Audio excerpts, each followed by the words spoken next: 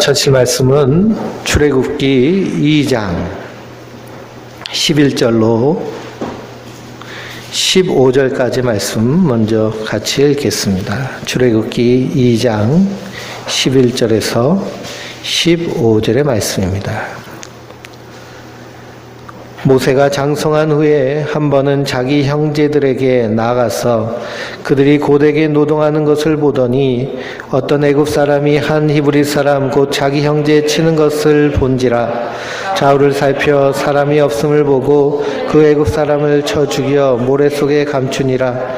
이튿날 다시 나가니 두 히브리 사람이 서로 싸우는지라. 그 잘못한 사람에게 이르되 내가 어찌하여 동포를 치느냐 하며 그가 이르되 누가 너를 우리를 다스리는 자와 재판관으로 삼았느냐. 내가 애굽 사람을 죽인 것처럼 나도 죽이려느냐. 모세가 두려워하여 이르되 이 일이 탈로 되었도다. 바로가 이 일을 듣고 모세를 죽이고자 하려 찾는지라. 모세가 바로의 낯을 피하여 미디안 땅에 머물러 하루를 우물 곁에 앉았더라. 아멘. 할렐루야. 우리가 출애굽기 말씀을 통해서 하나님의 구원의 역사, 전능하신 하나님이 역사 가운데서 구체적으로 일하시는 그 일을 보고자 합니다. 창세기에 있는 족장들에게 하신 하나님의 언약의 말씀들은 구전되어서 전해진 말씀이죠. 하나님이 히브리 민족을 택하셨습니다. 히브리라는 말을 헬라어 뜻으로 풀이하면 높으신 아들의 손에 붙잡힌 자, 높으신 아들의 눈에 들어간 자라는 뜻이 히브리라는 이름의 뜻입니다. 왜 하나님이 그를 붙잡으셨는가? 왜 하나님이 그들을 눈에 드셨는가? 학자들에 의하면 이 히브리 민족처럼 구전이 확실한 그런 민족이 지구상에 찾아보기 힘들다라고 말합니다. 과거에 문자가 발명되어지기 이전에 모든 이야기들은 구전으로 전해졌죠. 그래서 신화든지 그러면 이야기든지 구전으로 해서 어머니에게서 딸에게로, 딸에게서 또 그 딸에게로 이어지는 것이 구전의 이야기입니다. 그래서 할머니들이 손주들에게 해주는 얘기가 다 어떤 얘기일까요? 옛날 얘기입니다. 옛날에 책이 없던 시절에 그 옛날 얘기는 누구에게서 들었을까요? 그 어머니에게서 들었고 또 그 할머니에게서 들었고, 그렇게 구전되어지는데 인간의 사고란, 인간의 생각이란 거기에 자꾸만 뭐를 붙이는 것이 인간의 특징이죠. 그러나 히브리인의 특징은 있는 그대로를 구전하여서 전하는 그런 능력이 탁월한 민족이 히브리 민족이다라고 말합니다. 그래서 하나님이 그들을 통해서 하나님이 일하신 것을 역사 가운데서 드러내신 것을 믿습니다. 이 모세의 시대부터는 문자가 있었기 때문에요. 그 문자를 통해서 역사가 기록되어지므로 이 이스라엘 백성들이 출애굽하고 가나안 땅에 들어가며 그 안에서 이루신 하나님의 모든 일들이 역사적으로 고고학적으로 증명되고 발견되어지고 있는 것이 지금 우리가 살고 있는 이 시대에 하나님이 일하심을 역사적으로 증거하고 있는 증거품이 되는 줄 믿습니다. 그래서 얼마 전에 뉴스를 보니까요, 이집트에 또 그 고고학 탐사팀들이 피라미드를 발견했는데요. 그 피라미드는 기원전 약 600년 전에 있던 피라미드입니다. 그 피라미드에는 무엇이 담겨져 있느냐면 그곳은 미라를 만들고 미라를 어떻게 가공하였는지에 대한 그 미라를 만드는 그 공장이 이렇게 고고학적으로 발견된 것이죠. 그로 말미암아 이 이집트에 가면 그 고고학적으로 발견된 것들이 다 기록되어 있습니다. 그래서 모세 시대에 그 왕과 그리고 모세를 키운 그 공주의 이름이 다 드러나고 역사적으로 딱딱 들어맞는 것을 보면 성경에 내어 있는 말씀들이 역사적인 사실임을 증거하고 있는 줄 믿습니다. 그래서 과거에 이런 고고학적인 발견이 이루어지기 전에는 이것을 가설이라든지 신화라든지 앙금 꾸며낸 이야기로 그렇게 치부하였는데요. 이제 고고학적인 증거가 나옴으로 말미암아 더 이상 하나님이 일하심을 핑계하지 못하고요. 그리고 그것에 대한 변명이 하지 못하는 것이 지금 우리가 살고 있는 이 과학의 시대에 되어지는 일인 줄 믿습니다. 그래서 애굽에 이스라엘 백성들이 400년가량 있으면서 큰 민족을 이루죠.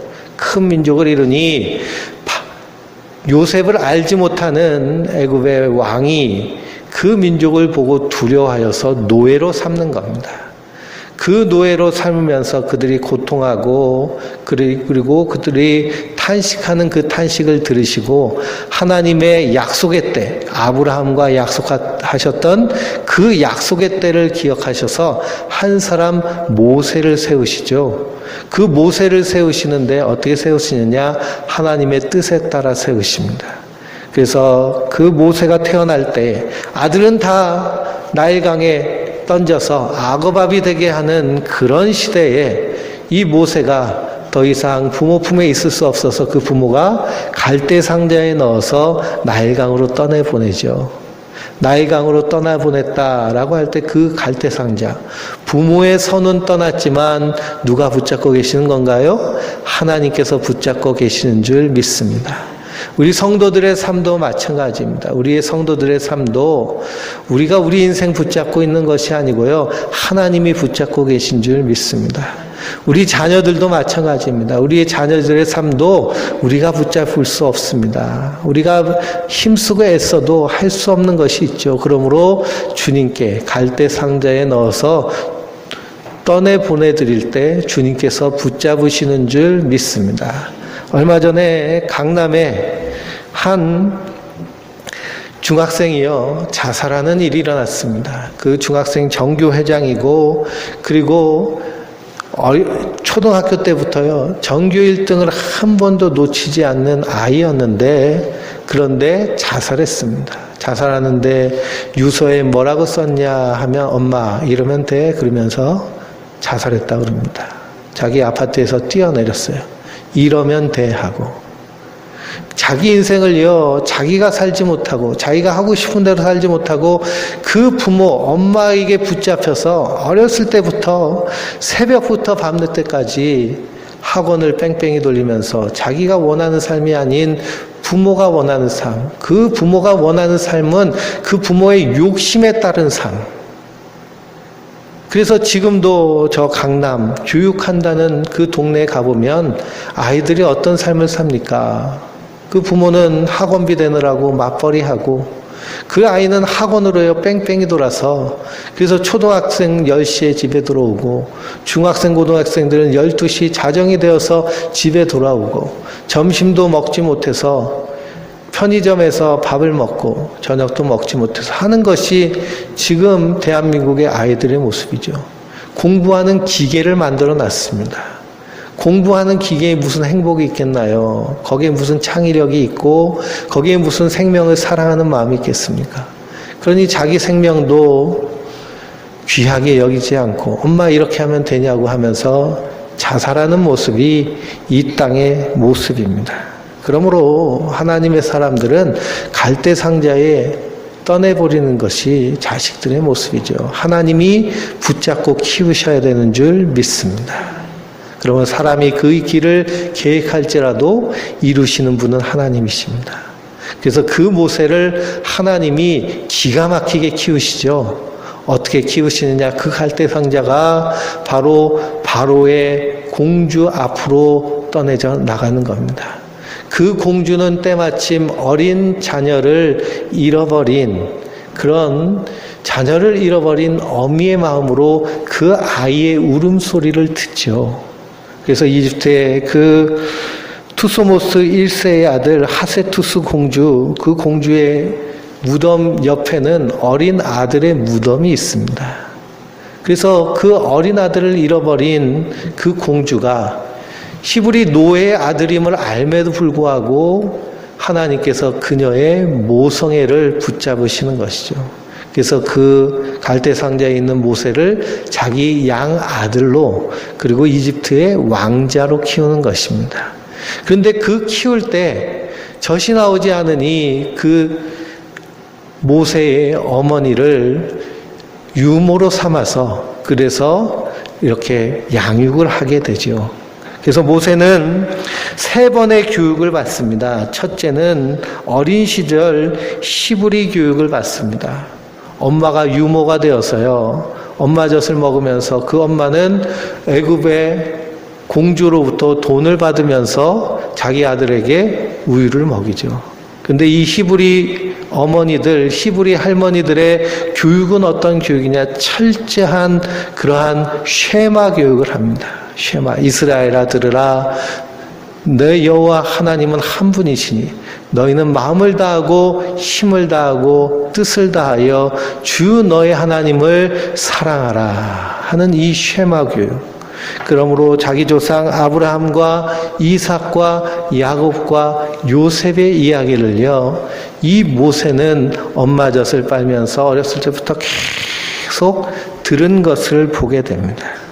그래서 이것이 구전 교육이고요. 이 유대인들의 교육의 특징은 무엇이냐? 할머니와 어머니의 교육인 것이죠. 그래서 지금 지구상에 수많은 청소년들이 어느 나라에 가든지 이 청소년 문제가 심각합니다. 우리나라도 청소년 범죄가요, 점점 끔찍해지고 있죠. 그래서 얼마 전에는 렌터카를 빌려서 친구들이랑 넷이 타고 가는데 무면허 고등학생들이 얼마나 악셀레터를 밟았는지요. 그 차가 130km의 전봇대를 들이받아서 그 차에 타고 있던 아이들이 순식간에 다 죽었습니다. 뿐만 아니라 집단 성폭행이라든지 그런 엄청난 범죄에 노출되고 있는 것이 이 시대의 중고등학생들의 모습이죠. 그러나 유일하게 지구상에서 청소년 문제가 일어나지 않는 곳이 어디냐? 유대인들 사회에서는 이 청소년 문제가 심하지 않다고 그럽니다. 왜 그러냐? 그들은 어렸을 때부터 쉐마 교육을 받았기 때문이죠. 그리고 그들이 성년이 되었을 때 자기들의 정체성에 대한 분명한 확신이 있습니다. 나는 누구인가? 나는 하나님의 사람이다. 나는 율법을 지켜야 되는 자다라는 분명한 교육을 어렸을 때부터 받았기 때문에 그의 인생 가운데 과도기인 사춘기에 자기의 정체성에 대해서 흔들리지 않는 겁니다. 왜냐? 하나님의 사람이기 때문이죠. 모세가 이런 교육을 받고 그리고 왕궁에서 이 애굽의 왕립학교에서 말과 그 언어를 배우는 것을 봅니다. 그래서 왕의 교육을 받죠. 지도자 교육을 배웁니다. 그것을 40년 동안 합니다. 40년 동안 하고 오늘 말씀을 보니까 자기 민족이 히브리 사람들이 고되게 노동하는 것을 불쌍히 여겨서 무언가 해보려고 하죠. 한마디로 말하면 독립운동 좀 해보려고 합니다. 근데 그것이 철저하게 실패합니다. 왜 실패할까요? 자기 열정으로 하기 때문에 그렇습니다. 자기의 방법으로 하기 때문에 그렇습니다.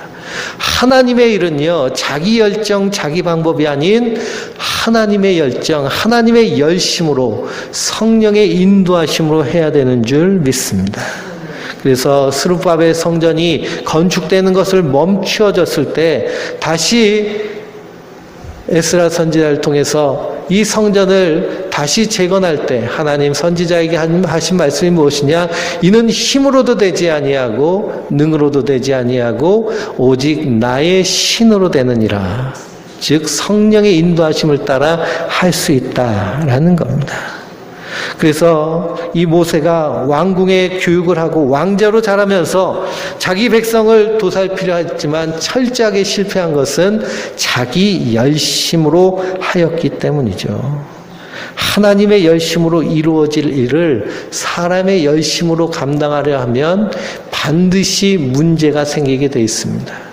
그는 애굽의 그 지도자 건축하는 일을 하는 관리를 쳐서 죽이죠. 살인자가 되어서 그래서 광야로 도망가는 것을 보게 됩니다.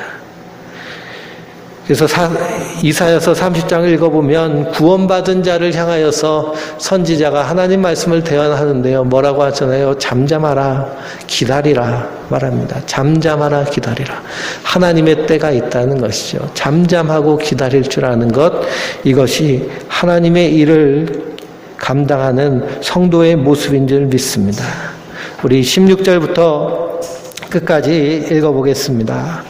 미디안 제사장들에게 7달이 있었더니 그들이 와서 물을 길어 구유에 채우고 그들의 아버지의 양떼에게 먹이려 하는데 목자들이 와서 그들을 쫓는지라 모세가 일어나 그들을 도와 그 양떼에게 먹이니라.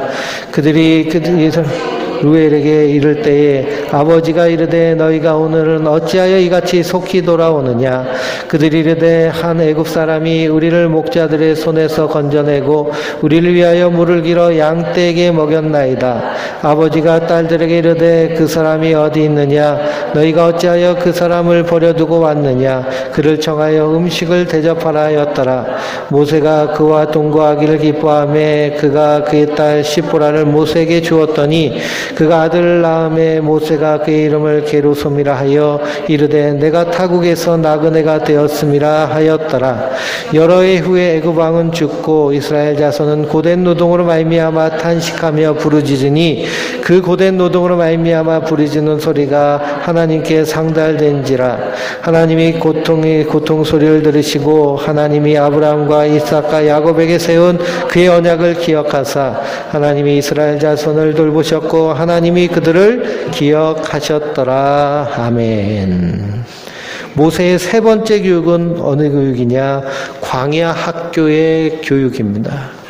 40년 동안 왕궁에서 성장한 모세는 자기 민족을 어떻게 해보려 하였지만 결국 살인자가 되어서 광야로 쫓겨 도망가죠. 그곳에서 미디안 제사장의 7달을 도와주고 그 집에 기거하며 광야에서 살게 됩니다. 광야에서 몇 년 동안 사나요? 40년 동안 살죠. 하나님이 모세를 부르실 때 나이가 80세입니다. 80세. 그러니 인간의 그러한 생각으로는 80세에 부르면 하나님 80세에 그 사람을 불렀다라고 한다면 이미 끝났는데 뭘 부르냐라고 생각할 텐데요. 하나님은 그렇게 다듬으셔서 하나님의 일을 하는 것을 우리가 보게 됩니다. 시편을 보면 새벽 이슬 같은 주의 청년들이 주께 나오는도다라고 말씀하고 있죠. 새벽 이슬 같은 주의 청년. 성경에서 말하는 청년은요, 20대, 30대, 10대, 20대, 30대의 젊은 나이를 얘기하지 않습니다. 애 어른이란 말이 있죠. 또 애 늙은이란 말이 있습니다. 애 늙은이는 뭘까요? 몸은 애인데요. 어린인데 청년인데 생각하고 말하고 행동하는 것은 노인네 같은 사람을 애 늙은이라고 얘기합니다. 그런 사람하고 같이 일하려면 답답하죠. 나이는 젊은데요. 행동하고 움직이고 모든 그 사고하는 것이 너무나 맞지 않으면 답답합니다. 그런데 연수가 오래됐을지라도 하나님이 함께 하시면 그 사람이 어떤 사람이에요? 새벽 이슬 같은 주의 청년인 줄 믿습니다. 하나님이 들어서 쓰시는 사람은요, 다 새파란 젊은이들 다 없습니다. 다 낡고 달아서 없어질 지경에 있는 사람들 어떻게 하세요? 끌어 부르셔가지고 모세야 부르시는데 그 모세가요 벌써 80세가 되는 것입니다. 40년 동안 광야에서 훈련시키시는 거죠. 그러니 하나님 그렇게 훈련시키셔서 하나님의 일꾼 삼으시는 그 하나님의 사람을 통해서 일하시는 하나님의 사람은 능력이 사람에게 있지 아니하고 누구에게 있음을 보이시려고요? 하나님께 있음을 보이시려고 하나님은 약한 자를, 하나님은 낡은 것을 사용하여서 새롭게 쓰시는 분이신 줄 믿습니다. 그 나이는 숫자에 불과하다. 그래서 연세대 철학가 교수님인 김영석 교수님이 자기는 80세 되기 전에 죽을 줄 알고 80까지 인생을 계획했는데 90이 넘도록 생생하게 살고 있어서 그 준비를 못했다고 그러잖아요. 그렇죠? 하나님 부르실 때가 언제인지 모릅니다. 그리고 우리 인생은요, 이 땅에서 우리 육신이 끝나는데 다 끝나는 게 아니죠. 어디까지 예비되어 있어요? 영원토록 예비되어 있는 줄 믿습니다. 그러니까 우리가 어떤 준비를 해야 돼요? 영원히 살 준비를 해야죠. 빨리 죽었으면 좋겠다. 그러면 하나님이요, 더 붙잡고 계신 거예요. 너 아직 멀었다. 좀 더 배우고 영생할 준비를 하더라. 이렇게 말씀하시는 겁니다. 모세를 80세에 부르시는 거예요. 광야에서 40년 동안 훈련시키십니다. 그런데 이런 광야에서의 40년의 시간이요, 다 쓸모없었을까요? 절대 그렇지 않죠. 반드시 필요한 시간이었죠. 왜 그러냐? 이스라엘 백성들이요, 어느 길을 걸어가요? 광야길을 걸어갑니다. 또 어디서 40년 동안 살았어요? 광야에서 40년 동안 살았습니다. 그러니 왕궁에서만 40년 사는 사람이 광야에서 40년 동안 그들을 인도할 수 있을까요? 없을까요? 없는 겁니다. 광야에서 40년 살아야 인도할 수 있는 것이죠. 하나님, 그렇게 하나님의 사람을 일하게 하시고 훈련시키십니다. 요셉을 보세요. 요셉이 애굽에 가자마자 총리가 됐으면 총리의 일을 할 수 있었을까요? 없었을까요? 할 수 없었습니다. 왜 그러냐? 아버지가 맨날 뭐만 입혔어요? 채색 옷만 입히고요. 형들은 다 저희 들판에 가서 양치고 있는데 요셉은 뭐 하고 있었어요? 거기서 하면서 애늙은이처럼 어른 노릇하고 있던 것이, 추장 노릇하고 있던 건 요셉입니다. 근데 노예로 잡혀가서 그 보디발의 집에서 시위대장이고 그 집에 감옥이 있을 정도니 그 집 살림이 엄청난 것이죠. 거기서 열심히 해서 그 집의 집사가 되었다는 것은 그 집 살림을 다 꿰뚫어 알았다라는 겁니다. 그만큼 훈련됐다는 것이죠. 그러니 그가 애굽의 총리가 되어서도 7년의 흉년을 준비할 수 있는 실력이 그에게 있었습니다. 애굽의 바로가요, 이 요셉을 보고 우리가 어디서 이렇게 하나님의 신의 충만한 사람을 얻으리요 하면서 자기 금사슬을 목에 걸어줄 때 그 옆에 있던 방백들과 신하들이 다 어떻게 여겼어요? 옳게 여겼다, 좋게 여겼다 했습니다. 거기 누구도 있었을까요? 시위대장 보디발도 있었을 겁니다. 만약 요셉이요, 함량 미달이었으면 누가 먼저 손들었을까요? 보디발이 먼저 손들었을 겁니다. 왕이요, 내가 얘 아는데요, 얘는 아니에요, 그럴 겁니다. 요즘 그 정치인들 폭로되는 거 보면 참 끔찍하잖아요. 그렇죠? 얘는 아닙니다 하고 계속 폭로되는 일들이 있는데, 요셉은 모두가 다 옳게 여긴 것입니다. 그 집에서 주인 노릇하던 보디발조차도 애굽의 총리로 합당한 것으로 인정하는 것. 그렇게 할 수 있었던 것은 하나님 그를 그렇게 훈련시키신 줄 믿습니다. 그래서 성도는요, 인생의 고난과 고단한 삶 가운데 특별한 해석 능력이 있어야 됩니다. 고난한 광야길을 걸어가게 하시는 이유는 무엇일까요? 이 길을 걸어가야 이 길을 걸어가는 자들을 인도할 수 있기 때문에 하나님께서 그렇게 훈련시키시는 줄 믿습니다. 그래서 모세는 이렇게 3가지 교육을 받았습니다. 그리고 이 애굽 왕이 죽었지만 이스라엘 자손들은 점점 노동이 고되지죠. 그래서 그들이 누굴 향해서 부르짖기 시작하나요? 하나님을 향해서 부르짖기 시작합니다. 그들의 고통 때문에 자기 조상 아브라함의, 이삭의, 야곱의, 요셉의 하나님께 부르짖습니다. 그 하나님은 몇 년 전의 하나님이세요? 400년 전의 하나님이시죠. 400년 전의 하나님. 이스라엘의 뇌리에서 다 잃어버릴 수도 있는 그 시간이지만 고난 가운데서 그 하나님이 그들의 하나님이 되시는 줄 믿습니다. 그들이 하나님께 부르짖을 때 하나님이 그들의 고통 소리를 들으시고 또 하나님이 기억하셨죠. 무엇을 기억하셨나요? 하나님의 아브라함과 이삭과 야곱과 한 약속을 기억하시고 그리고 그 이스라엘 자손을 돌보시는 줄 믿습니다. 모세를 통해서 출애굽을 시작하시는 것이죠. 우리도 마찬가지입니다. 우리도 하나님께 부르짖어 기도할 때 우리의 기도를 하나님이 들으시고 하나님이 기억하시는 줄 믿습니다. 뭘 기억하실까요? 내가 열심히 11조하고 내가 열심히 주일 성수하고 찬양 반주도 하고 찬양 인도도 하고 말씀 욕화도 하고 그래 너 수고했다 그거 기억한다라고 그걸 기억하실까요? 그걸 기억하시는 것이 아니고요. 예수 그리스도께서 나를 위해 십자가에 달려 죽으심으로 우리를 깨끗게 하신 주님의 십자가를 기억하고 우리의 기도를 들으시며 우리를 돌보시고 우리를 인도하여 주시는 줄 믿습니다. 그 은혜가 우리 가운데 항상 있다는 사실을 기억하시고 믿음으로 서시기 바랍니다. 우리 3장을 또 읽겠습니다. 3장 1절부터 12절까지 읽겠습니다. 모세가 그의 장인 미디안 제사장 이도로의 양떼를 치더니 그떼를 광야 서쪽으로 인도하여 하나님의 산 호렙에 이르매 여호와의 사자가 떨기나무 가운데로부터 나오는 불꽃 안에서 그에게 나타나시느니라. 그가 보니 떨기나무에 불이 붙었으나 그 떨기나무가 사라지지 아니하는지라. 이에 모세가 이르되 내가 돌이켜 가서 이 큰 광경을 보리라.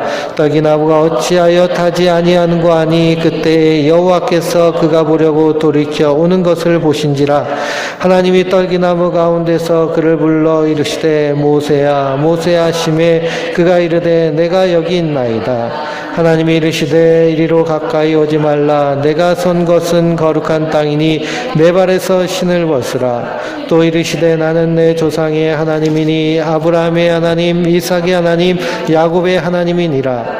모세가 하나님 배우기를 두려워하여 얼굴을 가리매 여호와께서 이르시되 내가 애굽에 있는 내 백성의 고통을 분명히 보고 그들이 그들의 감독자로 말미암아 부르짖음을 듣고 그 근심을 알고 내가 내려가서 그들을 애굽인의 손에서 건져내고 그들을 그 땅에서 인도내어 아름답고 강대한 땅 적과 꿀이 흐르는 땅 곧 가나안 족속 헷 족속 아모리 족속 브리스 족속 히위 족속 여부스 족속의 지방에 데려가라 하노라. 이제 가라. 이스라엘 자손의 부르짖음이 내게 달고 애굽 사람이 그들을 괴롭히는 학대도 내가 보았으니 이제 내가 너를 바로에게 보내어 너에게 내 백성 이스라엘 자손을 애굽에서 인도하여 내게 하리라. 모세가 하나님께 아뢰되 내가 누구기에 바로에게 가며 이스라엘 자손을 애굽으로 인도하여 내리이까. 하나님이 이르시되 내가 반드시 너와 함께 있으리라. 내가 그 백성을 애굽에서 인도하여 낸 후에 너희가 이 산에서 하나님을 섬기리니 이것이 내가 너희를 보낸 증거니라. 아멘. 광야에서 40년 동안 양치면서 이제는 40년 전에 왕자의 모습은 완전히 사라진 그 모세.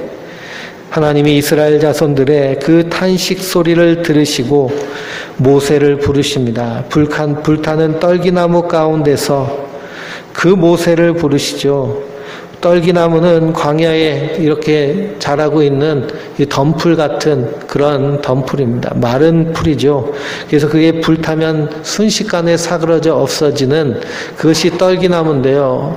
불이 붙었는데도 사그러지지 않고 재가 되지 않고 계속 불타는 그 신기한 광경을 보고 모세가 그 떨기나무 가운데로 나아가는 것입니다.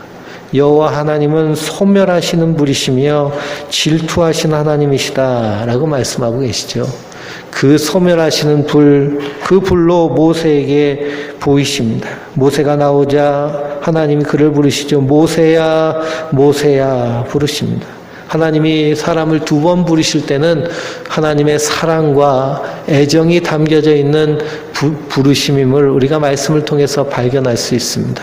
모세가 80년 동안 살면서 처음 하나님을 만난 때가 바로 80세 된 바로 그때이죠.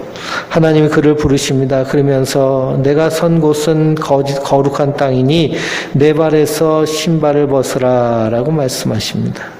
신발을 벗는다라는 것은 종이 된다라는 의미를 가지고 있습니다. 고대 사회의 종들은요, 신발을 신지 못하였고요, 옷을 걸치지 않고 빨개 먹고 살았습니다. 종들은 그랬습니다. 그래서 신을 벗는다라는 것, 자기의 옛 모습을 다 벗어버리는 것을 말합니다.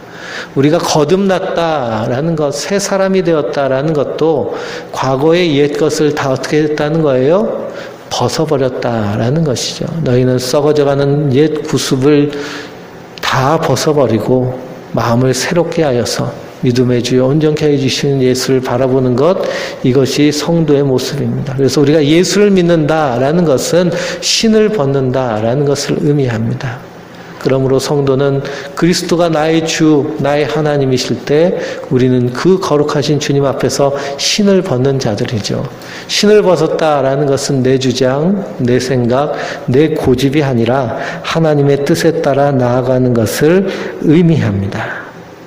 그래서 신을 벗어라. 그러면서 내가 이 애굽에 있는 내 백성의 고통을 분명히 보았다라고 말씀하십니다. 분명히 보았다. 그들의 고통을 보시고 400년 전에 아브라함과 했던 언약을 이루시기를 시작하시는 것이죠. 그래서 그 모세를 부르시는 겁니다. 근데 그 모세의 모습은 어떤 모습일까요? 과거의 열정적인 모세는 사라지고요.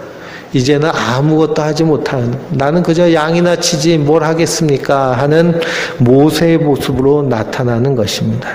그러나 하나님 뭐라고 하시나요? 내가 반드시 너와 함께 있으리라 라고 말씀하십니다. 그리고 내가 어디로 가든지 내가 너와 함께 하리라 하시죠. 이것이 야곱과 하셨던 언약입니다. 그러므로 이 출애굽의 일은 모세의 일이 아닌 하나님의 일이고 하나님의 뜻을 세우는 일입니다. 모세가 80세의 노구이지만 하나님 그를 붙잡으시면 그가 새벽 이슬 같은 주의 청년처럼 쓰임받게 되는 줄 믿습니다. 13절부터 또 끝까지 읽어보겠습니다. 모세가 하나님께 아뢰되 내가 이스라엘 자손에게 가서 이르기를 너희는 조상의 하나님이 나를 너희에게 보내셨다 하면 그들이 내게 묻기를 그의 이름이 무엇이냐 하리니 내가 무엇이라고 그들에게 말하리이까. 하나님께 모세에게 이르시되 나는 스스로 있는 자니라. 또 이르시되 너희는 이스라엘 자손에게 이렇게 이르기를 스스로 있는 자가 나를 너희에게 보내셨다 하라. 하나님이 또 모세에게 이르시되 너는 이스라엘 자손에게 이같이 이르기를 너희 조상의 하나님 여호와 곧 아브라함의 하나님 이삭의 하나님 야곱의 하나님께서 나를 너희에게 보내셨다 하라. 이는 나의 영원한 이름이여 대대에 기억할 나의 칭언이라. 너는 가서 이스라엘의 장로들을 모으고 그들에게 이르기를 여호와 너희 조상의 하나님 곧 아브라함의 하나님과 이삭과 야곱의 하나님이 내게 나타나 이르시되 내가 너를 돌보아 내가 애굽에서 당한 일을 확실히 보았노라. 내가 말하였거니와 내가 너희를 애굽의 고난 중에서 인도내어 젖과 꿀이 흐르는 땅 곧 가나안 족속, 헷 족속, 아모리 족속, 브리스 족속, 히위 족속, 여부스 족속의 땅으로 올라가게 하리라 하셨다 하면 그들이 내 말을 들으리니 너는 그들의 장로들과 함께 애굽 왕에게 이르기를 히브리 사람들의 하나님 여호와께서 우리에게 임하셨은즉 우리가 우리 하나님 여호와께 제사를 드리라 하오니 사흘길쯤 광야로 가도록 허락하소서 하라. 내가 아노니 강한 손으로 자기 전에 애굽 왕이 너에게 가도록 허락하지 아니하다가 내가 내 손을 들어 애굽 중에 여러 가지 이적으로 그 나라를 친 후에야 내가 너희를 보내리라. 내가 애굽 사람으로 이 백성에게 은혜를 입히게 할지라. 너희가 나갈 때에 빈손으로 가지 아니하리니 여인은 모든 그 이웃과 및 자기 집과 거류하는 여인에게 은폐물과 금폐물과 의복을 구하여 너희의 자녀를 꾸미라. 너희는 애굽 사람들의 물품을 취하리라. 아멘. 모세가 하나님이 가라 하시니 묻죠. 당신의 이름이 무엇입니까? 그랬더니 나는 스스로 있는 자다라고 말씀하십니다. 나는 스스로 있는 자다라는 것은 의역한 것이고요. 거기에 스스로의 1번이라고 써 있죠. 각주가 달려 있는데요. 나는 나다라는 겁니다. 나는 나다. 나는 나다라는 것은 나는 무엇이다라는 것이죠. 요한복음 읽어보면요. 예수님께서 뭐라고 하세요? 나는 포도나무다. 나는 선한 목자다. 나는 양의 문이다. 나는 길이다. 나는 진리다. 나는 생명이다. 나는 무엇이다. 라고 말씀하신 그분이 누구실까요? 하나님이신 줄 믿습니다. 그래서 이 스스로 있는 자라라고 하는 이 헬라어가요, 야해, 와해, 이런 네 글자로 되어 있습니다. 야해, 와해. 그것을 한 글자씩 풀어서 쓰면 야훼, 와해인데요. 야는 손을 의미하는 것이고요. 회는 창문입니다. 창문은 본다는 것이죠. 손을 보고 이게 왜인데요. 이것은 못을 상징합니다. 손을 보고 못을 보라. 그러니 손에 못자국을 보라라는 말이 야훼 와해인데요. 이 고대 히브리어는 모음이 없습니다. 그래서 현대 히브리어에는 모음 부호를 붙이는데요. 고대 히브리어에는 모음이 없어요. 그래서 해석하기가 점 하나 틀리면 해석이 완전히 틀려질 수 있는데 이 야훼 와해는 손을 보고 못을 봐라 라는 뜻입니다. 손에 못자국이 있는 분이 누구세요? 예수님이시죠. 그러니 이 히브리 단어를 통해서 하나님이 이 창세기에 이미 누구를 말씀을 통해서 언어를 통해서도 보이고 계시나요? 예수 그리스도를 보이고 계시는 줄 믿습니다. 우리가 이것을 깨달아 알면 하나님의 은혜인 줄 믿습니다. 그래서 하나님의 이름이 무엇이냐? 야훼입니다. 야훼. 근데 우리는 여호와라고 하죠. 여호와. 여호바. 이게 독일어입니다.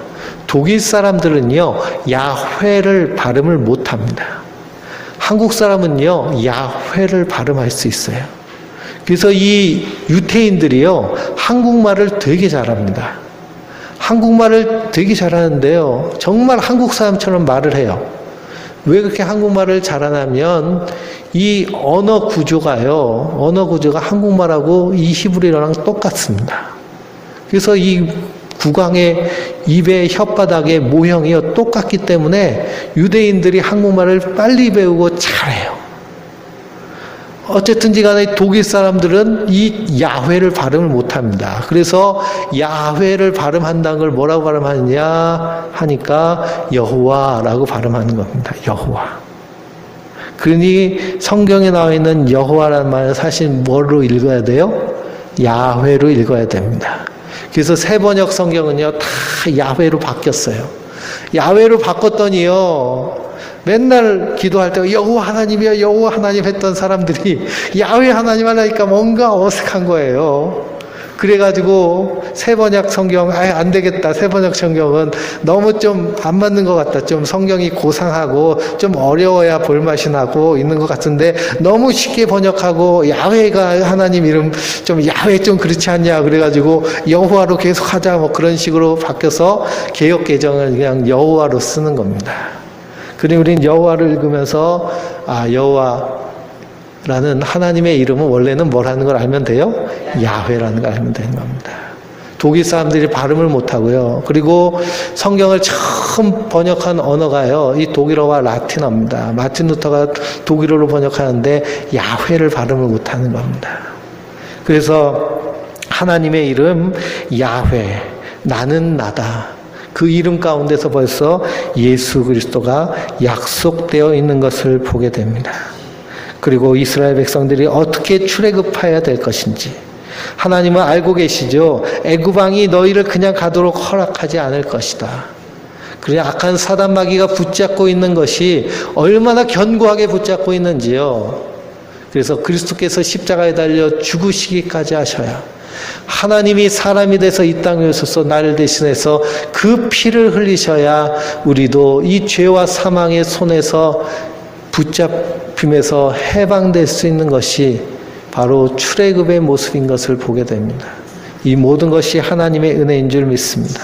그러므로 출애굽의 모든 과정이 바로 성도가 구원받아서 하나님 나라로 가는 그 약속의 과정임을 깨달을 때 그 하나하나가 다 하나님의 은혜인데요. 그 은혜 가운데서 우리도 하나님의 손에 붙잡힌 자인 줄 믿습니다.